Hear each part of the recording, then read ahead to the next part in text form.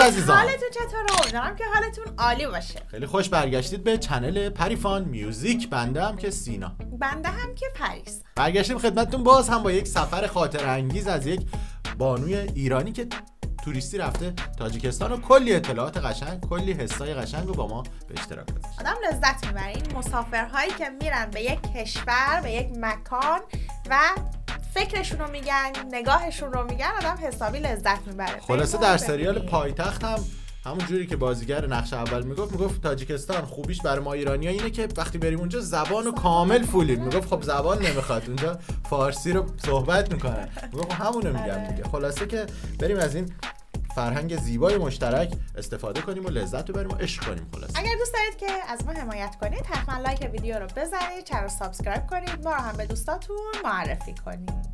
با تشکرهای بسیار فراوان بریم سراغ این ویدیوی انشاءالله که جذاب. سفر به کشوری که روی پولشون عکس ابوعلی سینا. دایرکتم پر این سواله.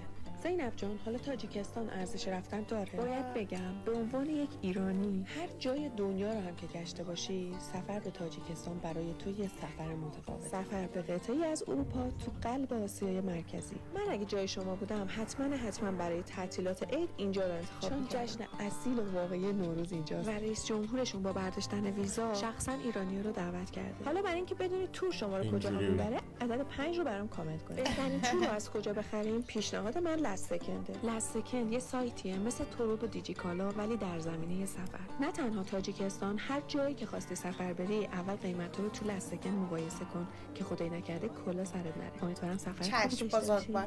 فکر کنم این ویدیو آره نه داشت همه تاجیکستان رو یه جا نشون میداد کلیپ رو که بره حالا آره چه جوری میتونی بری. آفرین.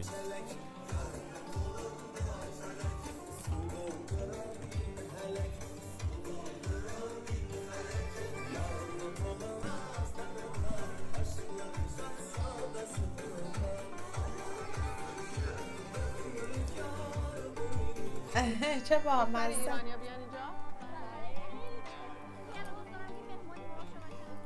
ای خدا، فقط چند روز. از خواننده‌های ایران کسی میشناسی؟ چه بامزه است که تیپای نظامی. فکر کنم روز جشن استقلالی چیزی هم بوده. اوه علیرضا طالسی. آهنگ شهزاد الفت. خوشحالم ازش نید. چرا روشن میدونستی اینو؟ راه سفیدو؟ راه سفید نه ولی لاغر میدونی خیلی باحال بود. خدا حافظ. خدا نگهدار. سفر به سلامت. نه راه سفید. خیلی راه قشنگ. سفید. عاشق شدم. راه خوشحالم ازش نید. اینه اون چیزی که من میگم. بعضی موقع میگم میریم اشتراکات میبینیم با هم کلی کیف میکنیم و لذت میبریم. بعضی موقع اون اختلاف نه، اون تغییرا، اون چیزایی که مثل هم نیست هم زیباییه. باز آره قشنگه. مثلا سفرهایی که مثلا میری به افغانستان، مثلا یه کلماتی رو یاد میگیری که بازم توی دامنه فارسیه ولی متفاوت گفته میشه اون کلمه. قشنگه.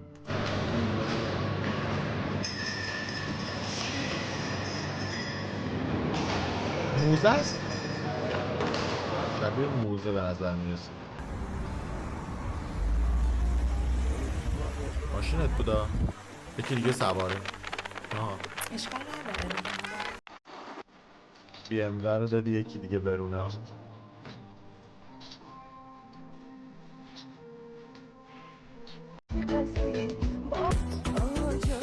آهنگ آدم دلش بخواد باشه برن. چه لباس خوشرنگ و زیبا و کلاه چیه؟ خیلی قشنگه. لباسای لباسای تاجیکستان و افغانستان چشم من اینجوری.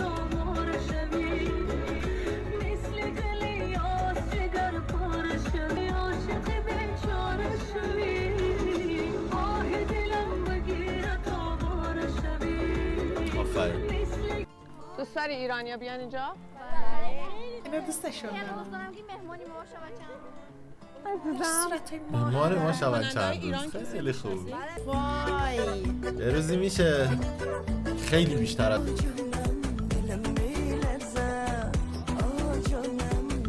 سینا و روی 100 سامانی عکس اسماعیل سامانیه.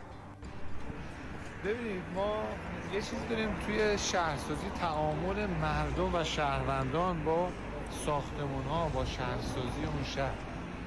شما اینجا واقعا تعامل مردم رو با پارلمان جدید می‌بینید. هیچ حصاری دور پارلمان نیست و شما حتی میتونید تا لب پله‌های پارلمان برید. فقط یک دونه نگهبان داره که شما نرید اون در رو باز نکنید نرید.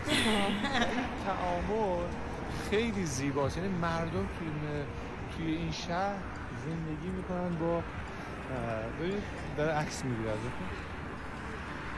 سلام. این نشونه که توریستا و گردشگرا دائم اینجا هستن که اینجور شغلایی که عکاسی هستش هم اینجا شکل میگیره.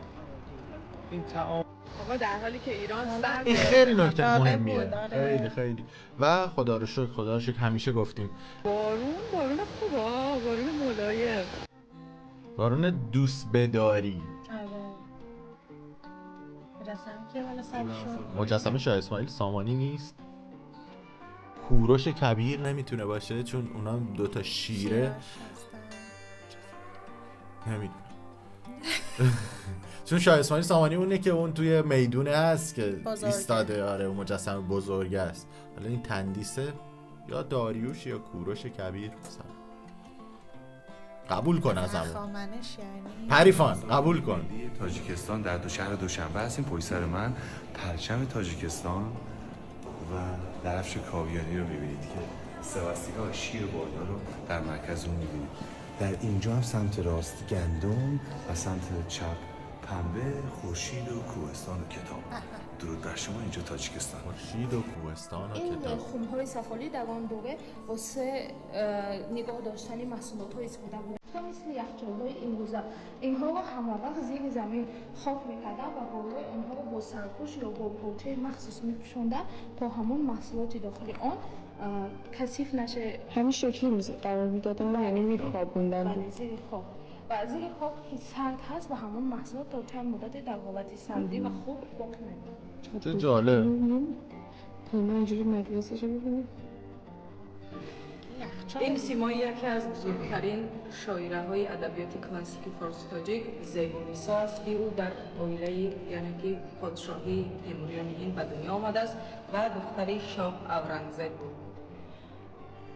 از سببی که پدرش شخصی سنتی بود و نمیخواست که شعرهای دخترش در زبان منطقه‌ای بگونه باشند، از همین سبب با تخلصی مخفی شعر ایجاد میکرد.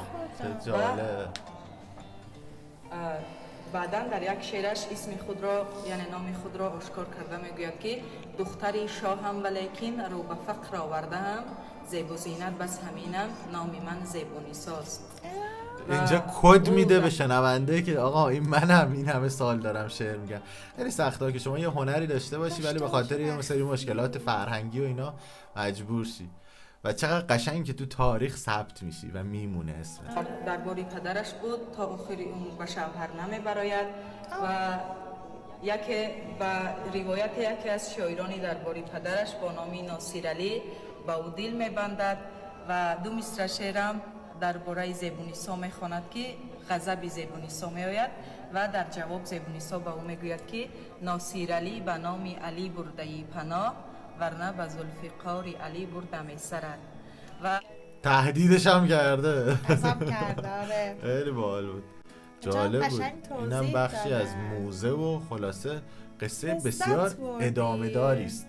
اگه دوست دارید حتما ادامه این سفرشون هم میتونیم ببینیم. فکر کنم بخش خوراکی داشته باشه حتما، یعنی چیزایی که معمولا توی کشور میرن میگردن این چیزاست. منتظر کامنتاتون هستیم. به امید دیدارتون و امیدوارم با ما همراه بوده باشید. لایک و کامنت رو برای ما فراموش نکنید. قربون شکل ماهتون، ماچ به کله هاتون. تا یه ویدیو دیگه، خدا نگهدار. نگهبان. خوب بود.